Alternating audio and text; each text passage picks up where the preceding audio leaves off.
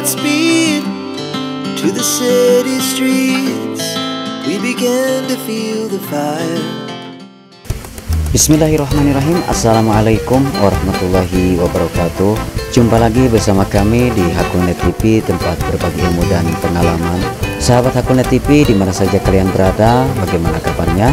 Semoga sahabat Hakulnet TV dalam keadaan sehat walafiat, tidak kurang suatu apapun. Sebelum lanjut ke videonya, sahabat Hakulnet TV, mohon support dan dukungannya untuk channel kami Hakulnet TV, semoga berkembang.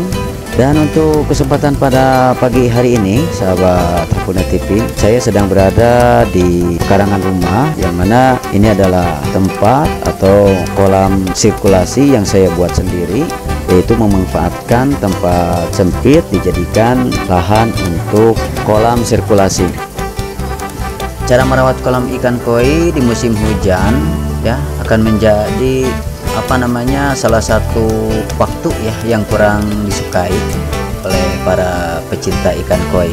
Beda halnya dengan para petani ya. Mengapa demikian?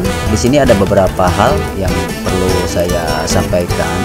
Karena saat musim hujan tiba, maka ada banyak sekali hal yang dapat terjadi pada kolam ikan koi kita. Entah itu debu ya, serta kotoran-kotoran yang berasal dari genteng. Kalau menurut pengalaman saya seperti itu akan turun kemudian masuk mencemari kolam kita. Nah, seperti itu, sehingga berdampak pada kualitas air dan juga pH air yang ada di kolam kita akan menurun seperti itu, sahabat. Dan membuat ikan-ikan koi akan terjadi stres begitu. Nah, selain itu di musim penghujan ya, penyakit jamur, parasit dan bakteri Aeromonas juga akan mudah sekali menyerang begitu, dan pada akhirnya koi-koi kita akan mati biasanya seperti itu.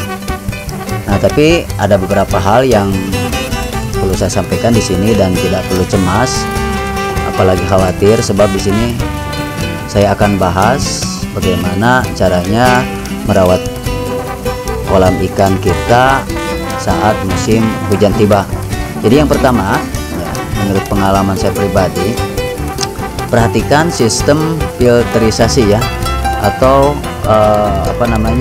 di setiap chamber itu kita media apa biasanya yang kita gunakan untuk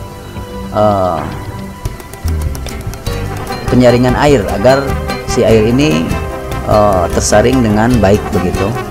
Nah, jadi tiap kolam koi sudah pasti memiliki sistem filterisasi. Nah, saat musim hujan tiba, kita perlu memperhatikan ya sistem filterisasi ini, dan terutama aerator itu apakah berfungsi dengan baik atau tidak. Selanjutnya, dan saya sarankan pada chamber itu diperbanyak karang jahe. Jadi karang jahe ini bisa kita cari biasanya di tempat ikan hias ya, ataupun kalau saya sendiri biasanya kalau main ke Pelabuhan Ratu, saya suka nyari itu karang jahe sendiri gitu. Kenapa diperbanyak karang jahe? Sebab karang jahe ini berfungsi untuk menetralisir pH air begitu, sahabat. Sehingga saat hujan turun, kita tak perlu khawatir karena pH air hujan yang asam akan dinetralisir oleh karang jahe itu, sahabat. Begitu. Oke, dan selanjutnya menurut pengalaman saya pribadi selama ini ya, kisaran hampir 5 tahun ya kolam sirkulasi saya, biasanya tahapan kedua itu ganti air kolam begitu, sahabat, yaitu diperkirakan 20-30%, dan kemudian ganti dengan air baru seperti itu, sahabat. Selanjutnya, taburkan garam ikan. Nah, di sini paling penting kalau menurut saya, karena di sini saya selalu menggunakan garam krosok saat di musim hujan tiba begitu. Karena sekarang di kampung kami, yaitu di Kampung Babakan Pari, Kecamatan Cidahu, Kabupaten Sukabumi, hampir setiap hari hujan. Untuk menghindari hal yang tidak saya inginkan begitu pada ikan, saya gunakan garam krosok begitu. Nah, untuk kolam saya yang berukuran 3 meter kali 1,5 meter, dan untuk ketinggian air diperkirakan 80 cm, kapasitas air diperkirakan 5.000 liter. Yang saya gunakan garam krosok 1 kilo. Nah, seperti sahabat akun TV lihat, di sini saya sedang menaburi garam krosok gitu, karena di saat hujan ini pH air akan berubah begitu. Dan untuk pH air disarankan 6,5 atau 7 begitu. Dan untuk air yang kurang dari 6,5, misalkan 5, nah itu akan berdampak pada ikan, terutama di malam hari. Biasanya ikan akan loncat seperti itu sahabat. Jadi hampir berapa kali ya, hampir 3 kali ikan saya loncat, dan akhirnya ikan saya itu mati seperti itu.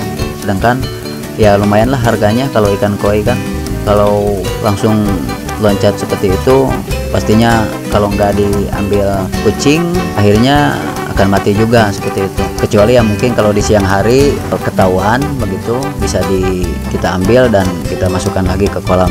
Tapi kalau malam hari, kalau ikan loncat paginya pastinya akan mati begitu sahabat. Nah, yang selanjutnya kurangi pemberian pakan begitu sahabat. Jadi pemberian pakan di saat musim hujan ini jangan terlalu banyak begitu. Selanjutnya apalagi ya, pemberian probiotik sahabat.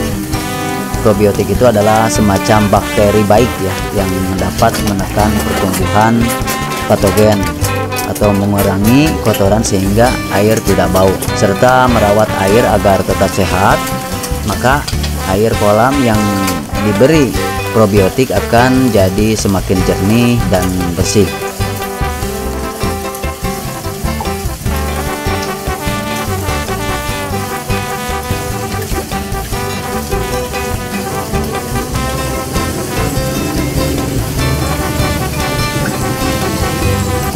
Selanjutnya karantina ya, karantina ikan kita jika sakit. Nah, ini penting sekali. Nah, kemudian tips yang terakhir yaitu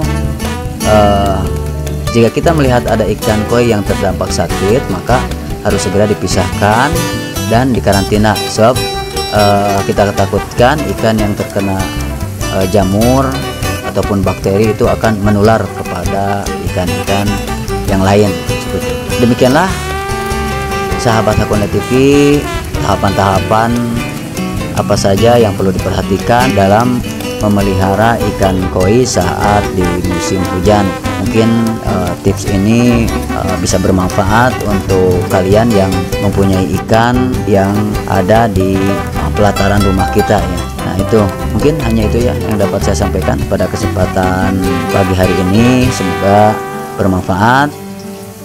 Baiklah sahabat Hakuna TV, mohon maaf apabila ada kekurangan. Silahkan komen di bawah apabila ada masukan. Jangan lupa hidupkan lonceng notifikasinya agar kalian bisa mengetahui video terupdate video kami. Hanya itu yang dapat saya sampaikan. Billahi fisabilil haq. Wassalamualaikum warahmatullahi wabarakatuh.